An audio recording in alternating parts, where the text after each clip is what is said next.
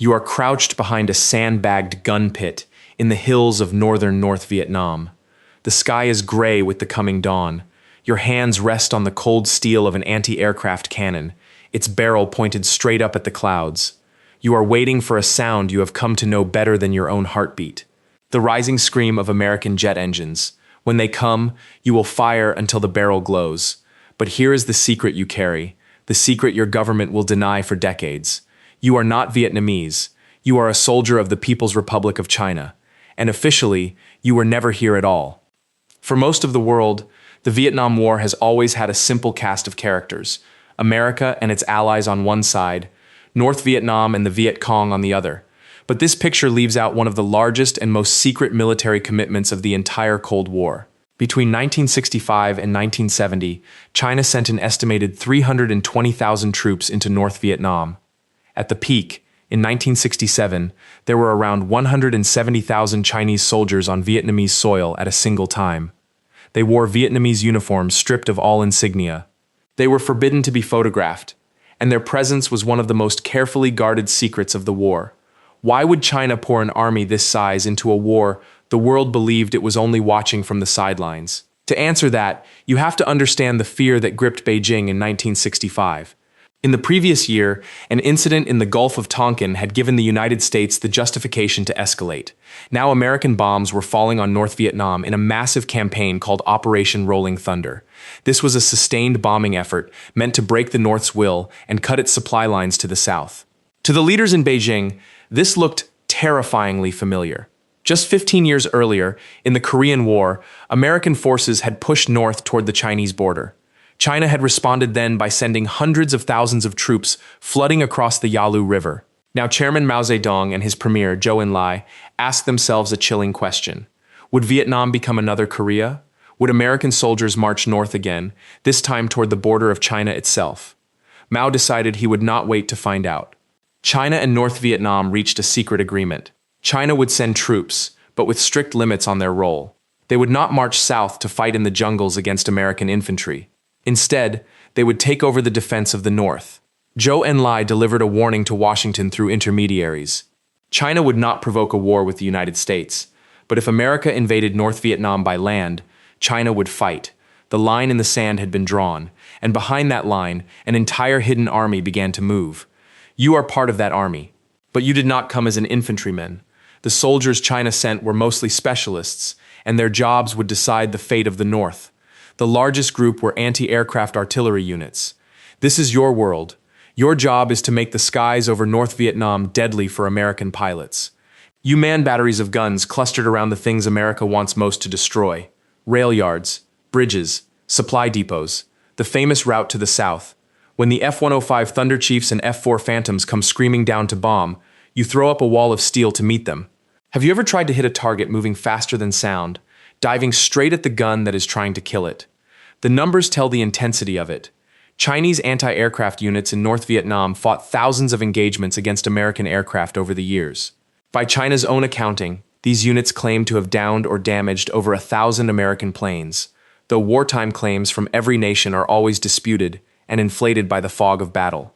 What is not disputed is the ferocity of the air war they faced. Day after day, the bombers came. Day after day, the gunners fired back. And they paid a price for it. Chinese sources record over 1,000 of their soldiers killed and thousands more wounded during the years of deployment. Row upon row of Chinese graves still lie in cemeteries in northern Vietnam today, the final resting place of young men from a war their own country rarely speaks of. But the anti-aircraft gunners were only part of the story. The truly decisive contribution may have been made by soldiers who never fired a shot. These were the engineering and railway troops. American strategy in the North was simple in theory: bomb the roads, the bridges, and the railways until North Vietnam could no longer move supplies or reinforcements. Strangle the country from the air. It was a plan that depended on one assumption: that the damage would stay done. And this is where the Chinese engineers turned the entire strategy into a nightmare. Picture it. An American strike destroys a critical railway bridge at dawn. The pilots report success. The bridge is gone. But that night, thousands of Chinese engineering troops swarm the wreckage with prefabricated parts, timber, and raw muscle. By morning, the trains are running again. The Americans return, bomb it once more, and once more it is rebuilt. This happened again and again, across hundreds of miles of vital transport routes. The Chinese Engineering and Railway Corps built new roads, laid new track, dug tunnels, and repaired what the bombs destroyed almost as fast as it could be broken. How do you win a bombing campaign against an enemy who can rebuild faster than you can destroy? This freed something precious for North Vietnam: manpower. Every Chinese soldier standing guard at a bridge or manning an anti-aircraft gun in the north was a North Vietnamese soldier who could be sent south to fight instead. Chinese troops effectively took over the defense and maintenance of the northern rear, allowing Hanoi to commit more of its own army to the war against the Americans and South Vietnamese. It was a division of labor written in secret. China held the shield in the north. North Vietnam swung the sword in the south. And there was more. Behind the troops flowed a river of material aid. China supplied enormous quantities of rifles, ammunition, artillery, uniforms, and food to North Vietnam throughout the war. Millions of guns. Vast tonnages of rice and supplies. For years, China was one of the two great sponsors keeping North Vietnam armed and fed. But here lies one of the strangest and most important twists of the entire war. China was not the only communist giant helping Hanoi, and its great rival was the Soviet Union. By the 1960s, the two largest communist powers on Earth, China and the Soviet Union, had turned against each other in a bitter rivalry known as the Sino-Soviet split. They competed for leadership of the communist world, and Vietnam became one of their battlegrounds.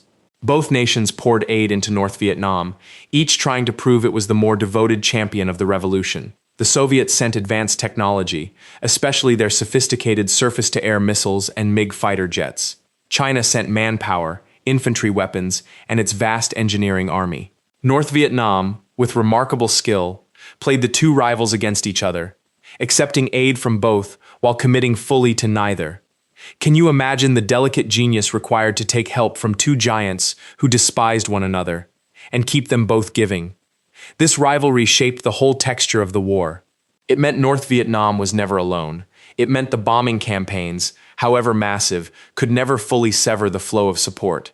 And it meant that behind the small, poor nation America thought it was fighting stood the resources of not one but two superpowers, however uneasily they cooperated. The war in Vietnam was never just a war in Vietnam. It was a hidden collision of the Cold War's greatest powers. Now consider the counterintuitive heart of this story. America's leaders knew, through intelligence, that Chinese troops were in North Vietnam. And yet they deliberately chose not to make it a public issue. And more importantly, they chose never to invade the North by land. Why?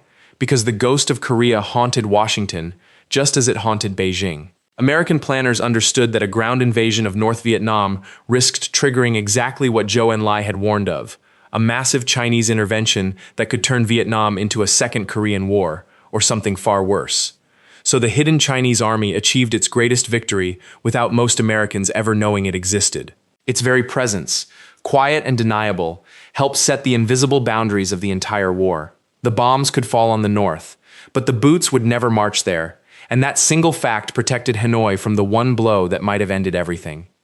The soldiers themselves lived a strange and lonely war. They were far from home, forbidden to reveal who they were, fighting under a foreign sky.